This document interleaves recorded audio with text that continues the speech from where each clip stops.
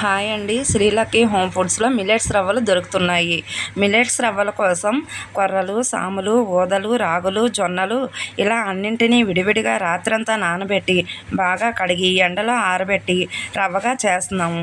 ఇప్పుడు వీటిని మీరు ముందుగా నానబెట్టే పని లేకుండా డైరెక్ట్గా జావ చేసుకోవచ్చు. జావ చేశాక 6 to 8 అవర్స్ పక్కన పెట్టి తర్వాత మీ ఇష్టానికి తగ్గట్టు సాల్ట్, పెరుగు, ఉల్లి తరుగు కలుపుకొని త్రాగవచ్చు.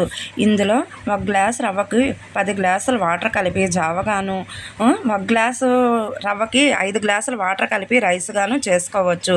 ఇంతే కాకుండా ఇడ్లీ రవ్వగా కూడా వాడుకోవచ్చు. నార్మల్ ఇడ్లీ రవ్వ ఎలా అయితే మనం వాడతామో 1 గ్లాస్ మినపగుళ్ళకి 2 లేదా 3 గ్లాసులు రవ్వ వాడతామో అలాగే ఈ రవ్వను కూడా వాడుకోవచ్చు. కలర్ మారుతుంది కానీ టేస్ట్, సాఫ్ట్నెస్ మాత్రం ఏమీ మారదు. ఈ 3 టైమ్స్ ప్రాసెస్ వల్ల చాలామంది టైం చాలక, ఇంకొంతమందికి బద్ధకించి, ఇంకొంతమందికి వాడే విధానం తెలియక వాడలేకపోతున్నారు. అందుకే ఇప్పుడు మీకు అందుబాటులో ఉండే విధంగా మేమే అందిస్తున్నాము. ఇప్పుడు ఈ జావను ఫాస్ట్గాను ఈజీగాను చేసుకోవచ్చు.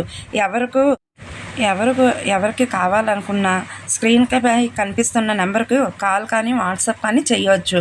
ఇప్పటికీ మేము 3 సంవత్సరాలుగా ఈ రవ్వను అన్ని రకాలుగా వాడుతున్నాము. అదేవిధంగా మీకు కూడా అందించాలనేదే మా కోరిక. ఈ జావ త్రాగడం వల్ల చాలా రకాలుగా హెల్త్ బెనిఫిట్స్ పొందవచ్చు. ఇంకా వీటి గురించి డాక్టర్ కాదర్వల్లి గారు చాలా బాగా చెప్తున్నారు. ఏ రకం జావ ఎన్ని రోజులు వాడాలి, ఎలా వాడాలి అనేది క్లియర్గా చెప్తున్నారు. ఒక్కసారి కాదర్వల్లి గారి వీడియోస్ చూడండి. వాళ్ళ అమ్మాయి కూడా వీటితో చాలా రకాల వంటలు చేసి చూపిస్తున్నారు. వాటిని కూడా చూడండి. ఒక్కసారి మా మీద నమ్మకంతో ట్రై చేయండి. అన్నింటినీ చాలా బాగా శుభ్రం చేసి మా సొంత మిల్లులోనే ఆడతాము. బయట ఎక్కడికి తీసుకొని వెళ్ళాం. ఎలాంటి కల్తీ జరగదు. జొన్న పిండి,